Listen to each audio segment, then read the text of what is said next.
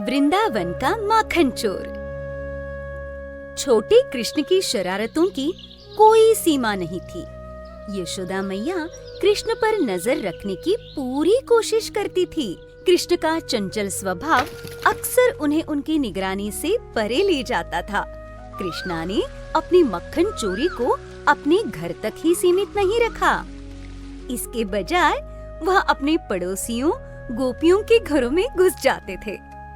कृष्ण के आने से गोपियां खुश तो हो जाती थी, लेकिन वो क्रोधित होने का नाटक करती थी और उन्हें चोर होने के लिए डांटती भी थी।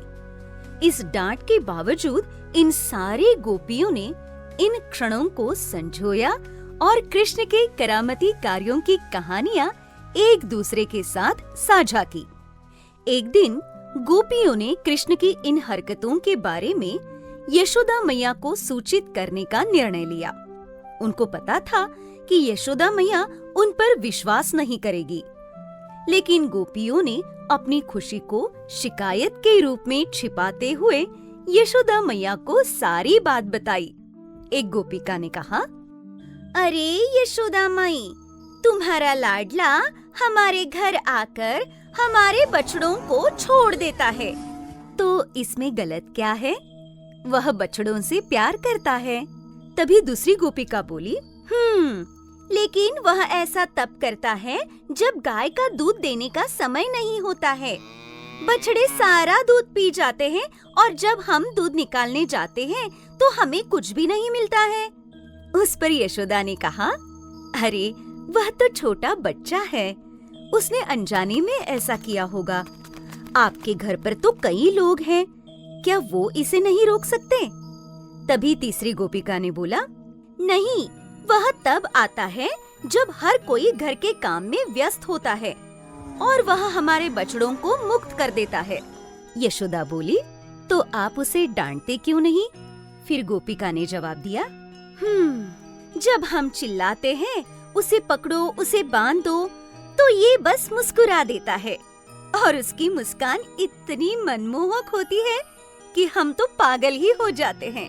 फिर एक गोपिका बोली, और वह कहता है मुझे दूध पीना है, लेकिन ये सिर्फ उसका बहाना होता है।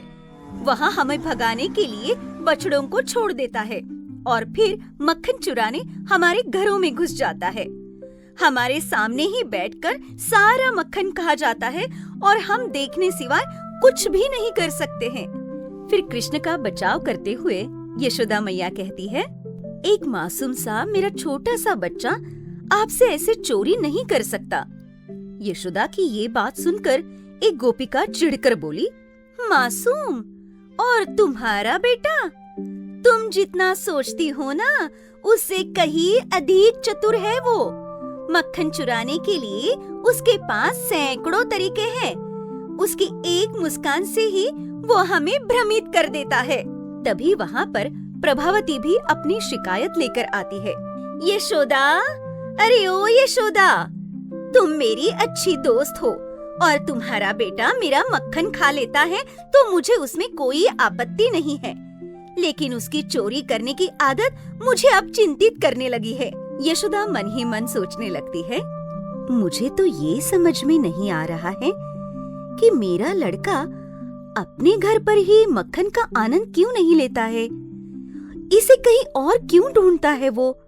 प्रभावती, अगर दोबारा कृष्ण तुम्हारे घर आया तो उसे ना तुम मेरे पास ले आना, मैं उसे सबक सिखाऊंगी। अगले दिन कृष्णा फिर मक्खन चुराने के लिए प्रभावती के घर गया, लेकिन इस बार जब उसने दोस्तों के साथ मक्खन का आनंद लिया तो गलती से उन्होंने एक बर्तन तोड़ दिया। वही आवाज सुनकर प्रभावती ने कृष्ण का हाथ पकड़ लिया और उसे यशोदा के पास ले आई और कहा, यशोदा, तुम्हारा बेटा आज फिर माखन चुराने आया और ऊपर से मेरा बर्तन भी तोड़ दिया।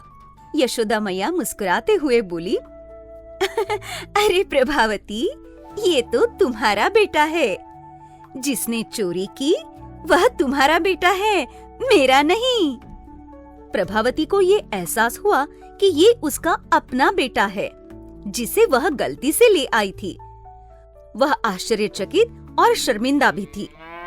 कृष्ण मेरे ही बच्चे में कैसे बदल गया? ये सोचते हुए वो वहाँ से चली गई। माँ यशोदा ये बात सुनकर चिंतित हो जाती है और कृष्णा को समझाती है। कृष्णा, मेरे प्यारे बच्चे, तुम्हारी ये हरकतें अनुचित है। अपने घर पर खेलना ठीक है, लेकिन दूसरों के घरों में दुर्व्यवहार करना सही नहीं है। अब दोबारा ऐसे नहीं करना, ठीक है? कृष्णा अपनी आंखों में आंसू लाते हुए बड़ी मासूमियत से कहता है, माँ, मुझ पर विश्वास करो, वो जो भी कह रहे हैं वह सच नहीं है। मैं उनके घर जाता हूँ क्योंकि मुझे उनकी परवाह है। अगर ये आपको अच्छा नहीं लगता है तो मैं उनके घर में नहीं जाऊंगा। कृष्ण की ये बात सुनकर यशोदा ने उसे प्यार से अपने गोद में ले लिया। हालांकि वह कभी-कभी कृष्ण को डांटने का नाटक करती थी, लेकिन दिल से वह हर पल का आनंद ले रही थी, ये जानकर कि उसके बेटे की शरारतें वृंदावन को खुशी और हंसी से भर देती थी।